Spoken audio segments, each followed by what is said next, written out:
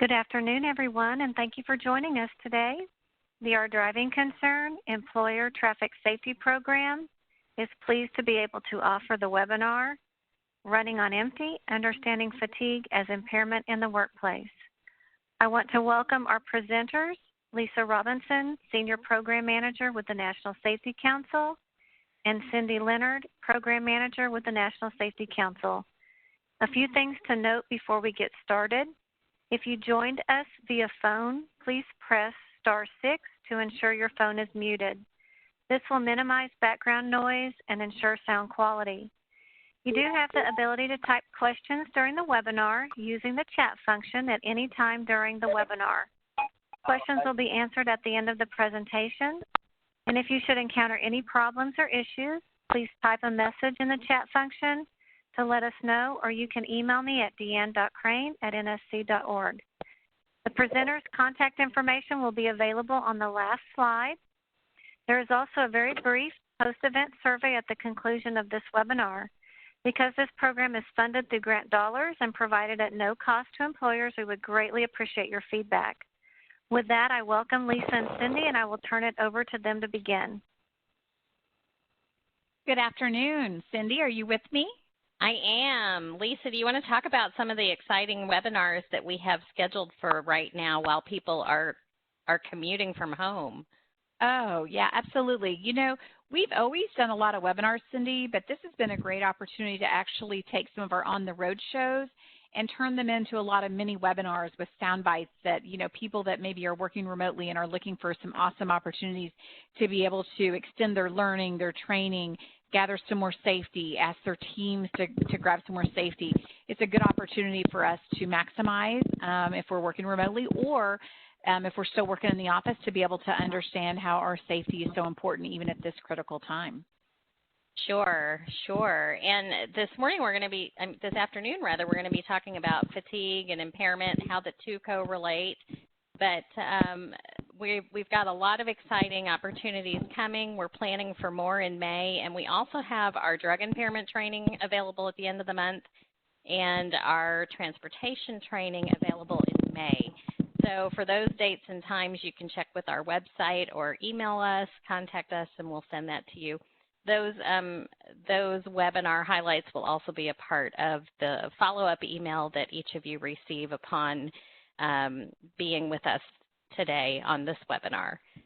So anyway, we're going to go ahead and get started with talking about and just referencing that very fine point. If you're not aware of this, it should be on your radar. Motor vehicle crashes are the #1 cause of workplace death. We know that they exceed the number of other types of workplace unintentional deaths. And so talking about transportation as it relates to your employees, especially during this time, is really relevant in terms of keeping a safe culture and a workplace that's safe and keeping your folks safe.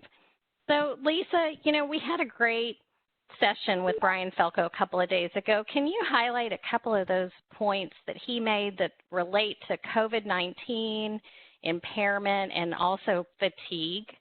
Absolutely. You know, I have known, you know, Brian for quite some time, and every single time he speaks, I gather more and more and several points that I think are so important.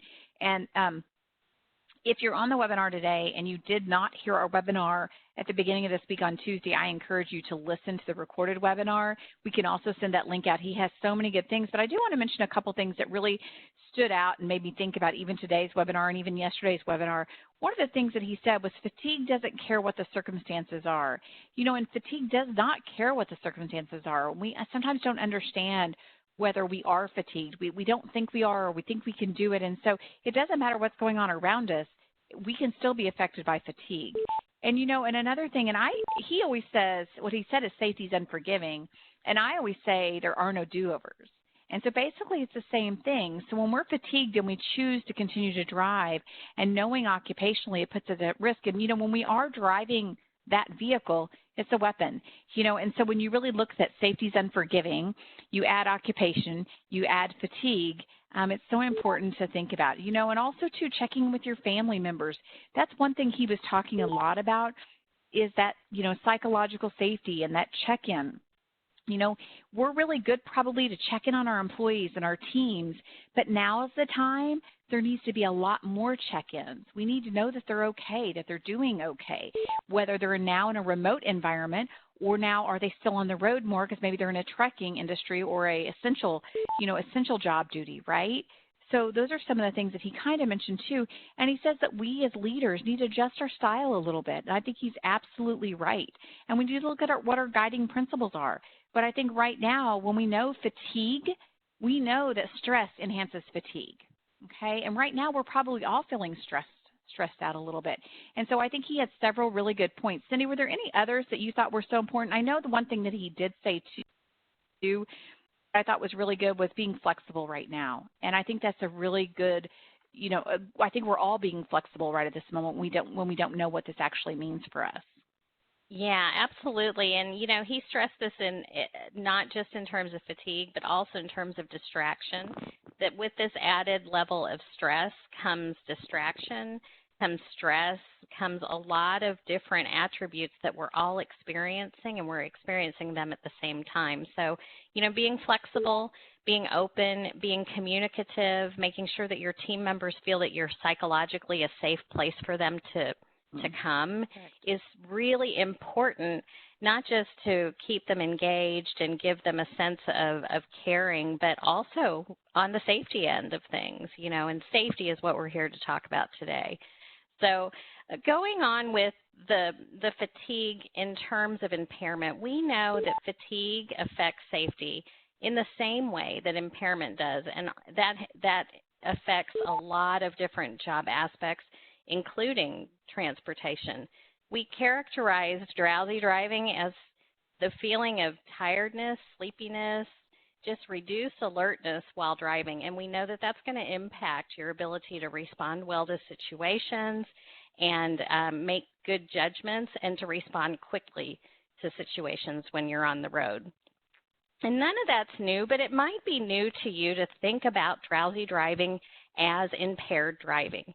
Because, drowsy driving doesn't involve a substance or alcohol necessarily. It can, and we're going to talk about that. But when you're driving drowsy, your driving characteristics look extremely similar to those of somebody who's driving who is drunk or drugged or both.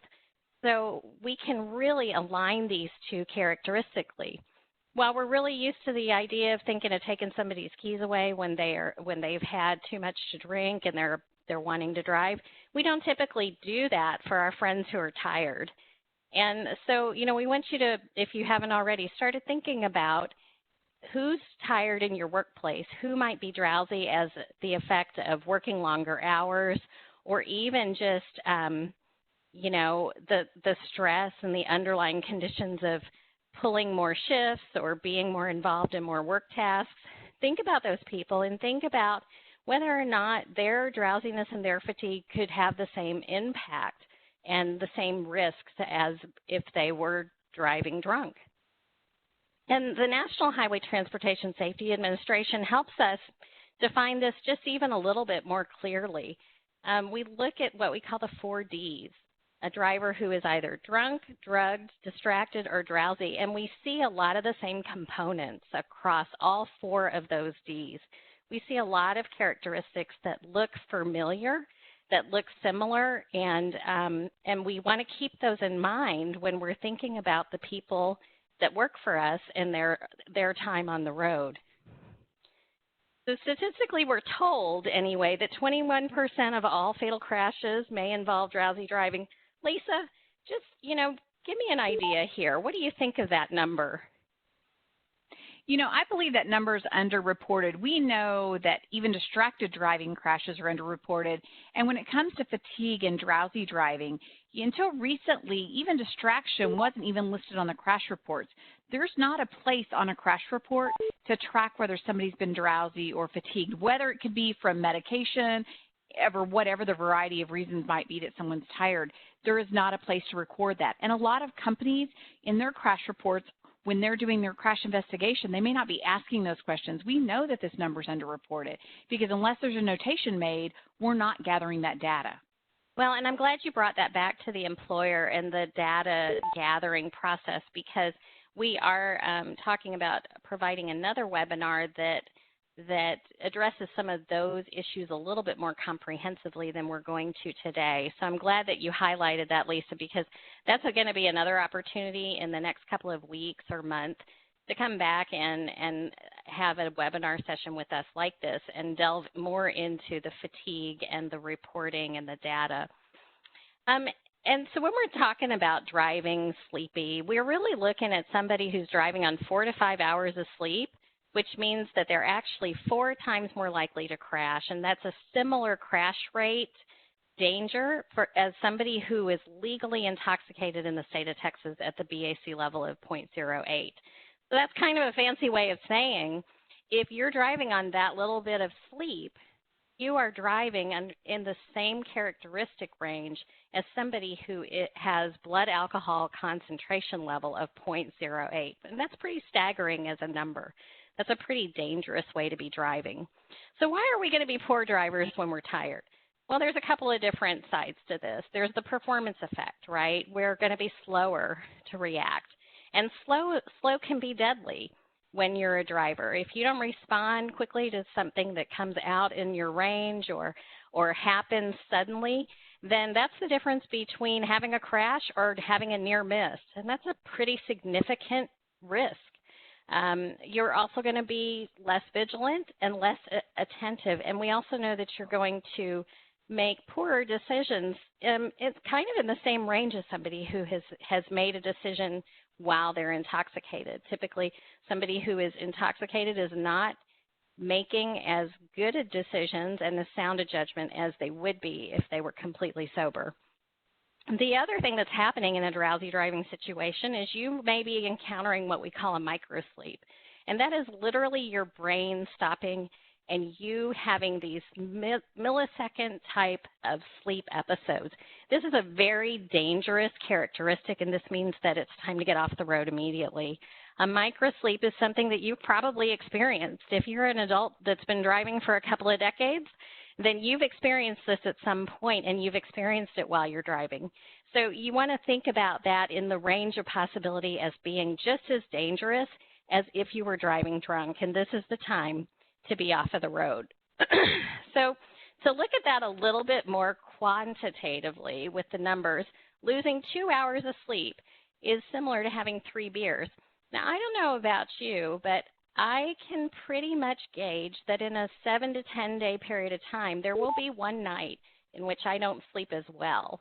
And maybe I will have lost an hour or two of sleep as a result. So that's something to keep in mind as well. When you're thinking about your workforce, there's actually a significant number of people who report that they are sleep deprived. 43% of the people that you're working for statistically are reporting that they are sleep deprived.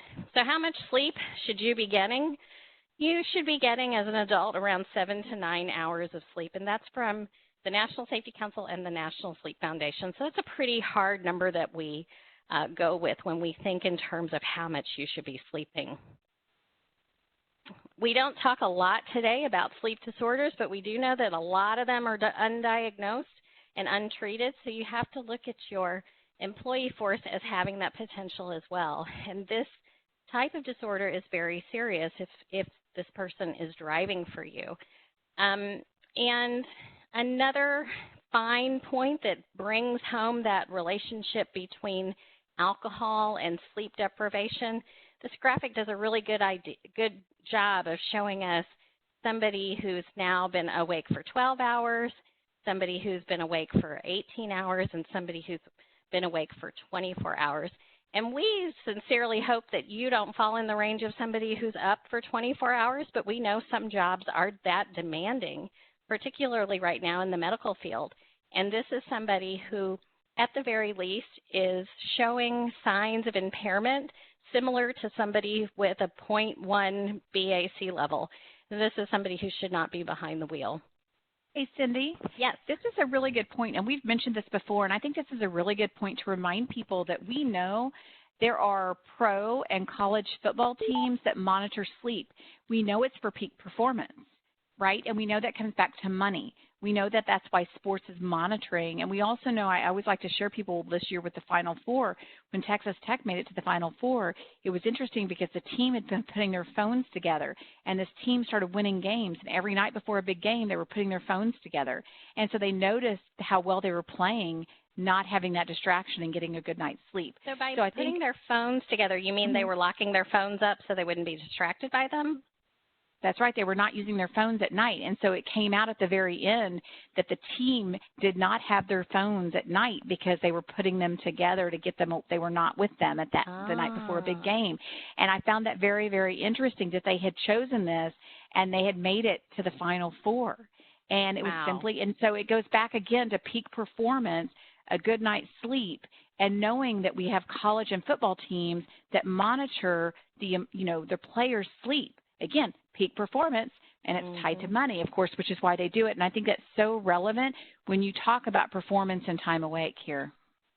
I'm really glad that you brought that up, Lisa. And, I know that's a point that we've made before in transportation trainings, that peak performance is something that's optimal, right? If you're involved in having people work for you, you want them to be performing optimally 8 hours a day or whatever the case may be.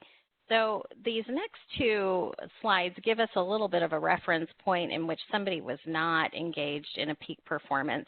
This particular crash references something that happened over 10 years ago when a semi-truck failed to yield to traffic that was stopped.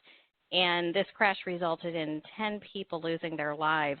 The probable cause was a combination of sleep loss, untreated sleep disorder, and circadian misalignment. And often in the crash report, we don't have those characteristics side by side. As Lisa mentioned before, we're not necessarily collecting that data. But for this case, NTSB did an investigation because of the severity, and those were their determinations. So it highlights a situation where we've got an employee, right, in this case a truck driver, probably driving significantly long hours, and the impact here was just staggering. So it's something that we want to keep in mind, whether somebody's driving a truck for us or not. And crashes like this have led to stricter time logs and stricter compliance issues related to 18-wheelers and CDL truck drivers. We also had a case here. We see crash pictures from a crash that occurred when a driver had been up. He'd been driving at this point 13 and a half hours straight. He had started with a 12-hour drive and was following that up with a 14-hour drive. And so after 13 hours of being on the road, this was the result. So, this is an employer issue now, right? If you've got drivers for you, you've got to have things in place that protect and mitigate these types of situations from occurring in the first place. And, we can look at who's really at risk in greater sense. We know that somebody who's under 26, particularly young males, are at a higher risk of being drowsy while they're driving. Somebody who's driving shift workers. And here, we're thinking again about the current situation that we're in with COVID-19. We know our first responders and our healthcare workers have become heroes for our world in this situation, and they are at particular risk right now, not just for fatigue, but for a myriad of stress conditions. So these are people whose driving should be avoided and limited. Anybody who is working at least 60 hours a week, this is not job task dependent, but anybody working that much time is at greater risk for falling asleep behind the wheel. And of course, our commercial motor vehicle operators as well. So switching over and thinking about how drugs can impact fatigue is pretty essential to our discussion today. We know that a central nervous system depressant you're familiar with will cause fatigue. You've probably taken medication at some point that cause drowsiness. And there are several categories that occur here. If you're taking prescription medication or if you're taking allergy medication or anything over the counter and you're not sure about its impact, there's a great resource called drugs.com that will help you determine what that pill is, what category it is, and if it has significant impact on your ability to drive. You know, we don't all know what all these drug categories listed to the right mean, and we don't need to know them. We've got tools like this in place that can help us better understand what we're taking so that we can know what risks or what potential side effects could occur that would make our driving risky. This is also available through an app. Yes, ma'am. One thing that you mentioned that I think is really helpful here, and you've mentioned this multiple times, is over-the-counter medications, prescription medications. We can't sometimes read the fine print. We don't really know. Sometimes we believe because it is over-the-counter or because it's prescription or someone gives it to us because they've taken it and it works.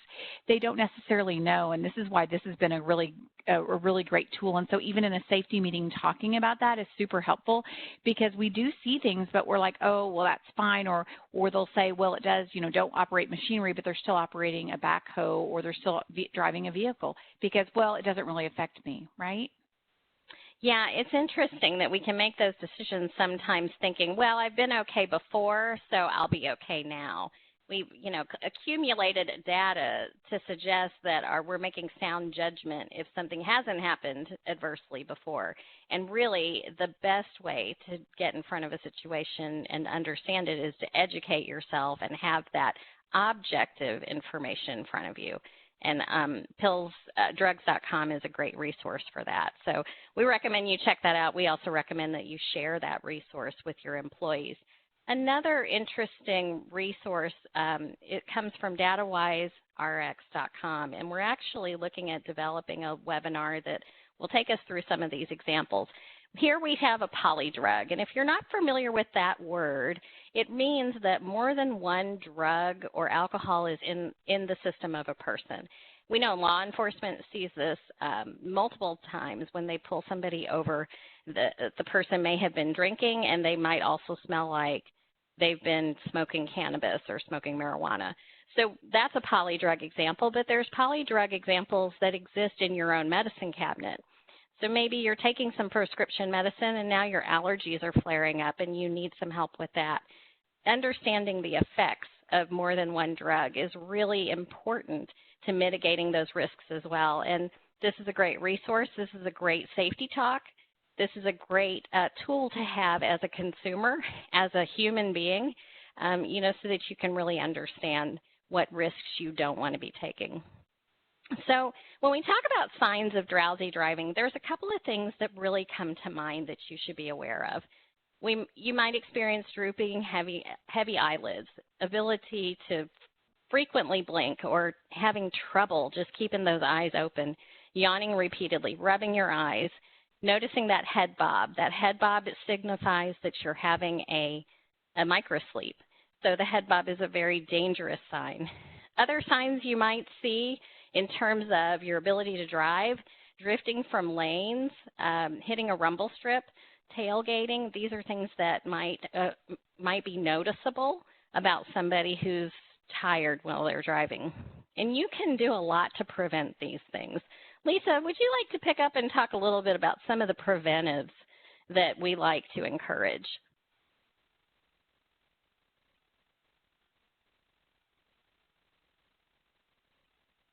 Lisa, if you're talking, I don't think we hear you, and you're welcome to interrupt me, but I'm just going to, sorry. Yep, there you are. Sorry, no I pushed my button. If you do see those signs that you do need to stop. You need to think about it. You do need to take breaks. Everyone thinks that, I can take coffee, I'm going to be fine. But we know the best thing that you can do is stop and take a break. Even if it's a 15-minute power nap, we know that that's extremely helpful. We know that if you could just take that small break, it's extremely helpful. We know that stopping, resting, walking, and we also know limiting the driving, right? If it's going to be an overnight trip, where are you going to stop? Having that plan in advance so you know. We also know that truck drivers right now specifically are on the road extended periods of time, and they're working extremely hard to meet demands, and everyone appreciates that. That's another thing that Brian said, is he knows that fatigue is going to play a factor, and that's why he said, you know, it's non-discriminating. And so knowing that you're probably going to be tired, I will tell you the best thing that you can do is stop and take that little power nap will be the best thing that you can do to benefit you. But you do need to take a break. But, you know, people think that, you know, I can take all of these drinks and I can do all these things to get this energy and this caffeine, and that's not the best thing, and it's not going to benefit them in the long run. And there's a lot of risk with that. Well, and being hyped up on those types of central nervous stimulants can give us a host of other risks as well when it comes to driving. So the 20-minute nap, the cup of coffee, these are the things that we know through research are recommended and work. Some countermeasures for the employer are listed here, including education, environmental, vehicle technologies, legislation, data collection. We do want to talk about that in another session a little more deeply, but there are a lot of things that the employer can do to help mitigate and to help their employees be as safe as possible and not at risk for fatigue. Environmentally, there are countermeasures such as rumble strips that we talked about, rest areas, knowing where those are, median cable barriers. All of these have been designed to help mitigate fatigue-related crashes. And inside your vehicle, there are many other devices available as well, including drowsiness alerts and some of the other things that you see listed here. We know that those are continually being put in newer and newer models of trucks and vehicles, and we think that this in the long term helps, but you are your vehicle's best safety feature always.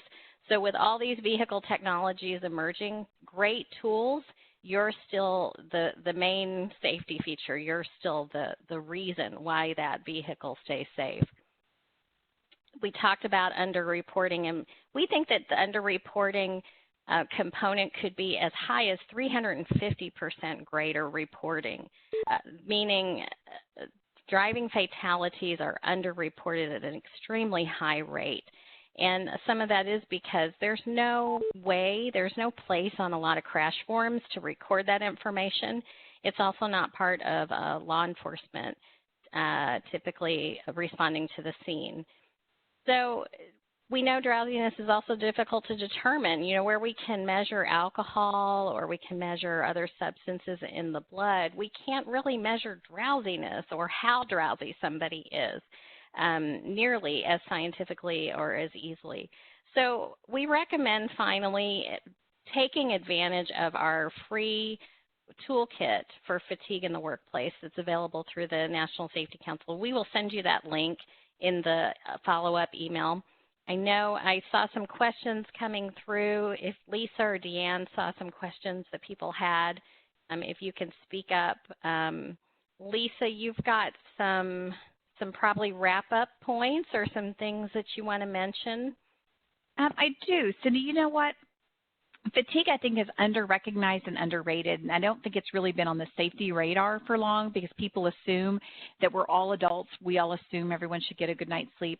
But really the bottom line is productivity and risk and safety are all affected by fatigue. It's costly for the employer, and it's something that really should be on a little bit higher on the safety radar. And fatigue is something that we can all learn from. It should be in our safety toolbox. It's something that you can easily wrap into many conversations in safety to be able to talk about fatigue and how to help our employees be as safe as possible. And so I think especially at this time where we see stress is going to be extremely heightened, fatigue will probably be heightened as well. And how do we help our employees be as safe as possible? And that's, again, making fatigue a part of our safety toolkit. Well, and that's really the goal, right? Safety does not sleep. Safety is your most important feature of helping your employees understand that you care about them and helping your employees do optimal work performance. Fatigue is definitely related to that. If you have not been on a webinar with us before, I think I saw a couple of questions come through. This presentation is recorded and will be available through our website in 24 to 48 hours. I'll send you a general link for how you can access that through an email. We love to record these and provide them, and they're on our website. So this and other webinars that we've had in the past are also available there. So we hope you take advantage of that.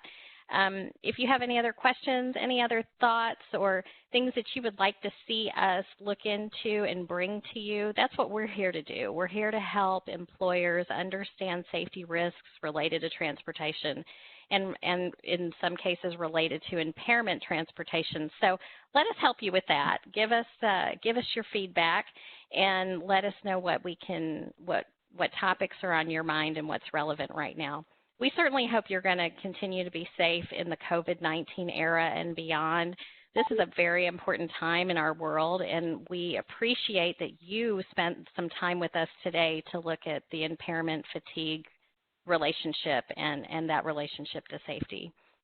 So with that, I think I'm going to turn it over to Deanne. Deanne, do you have any closing remarks?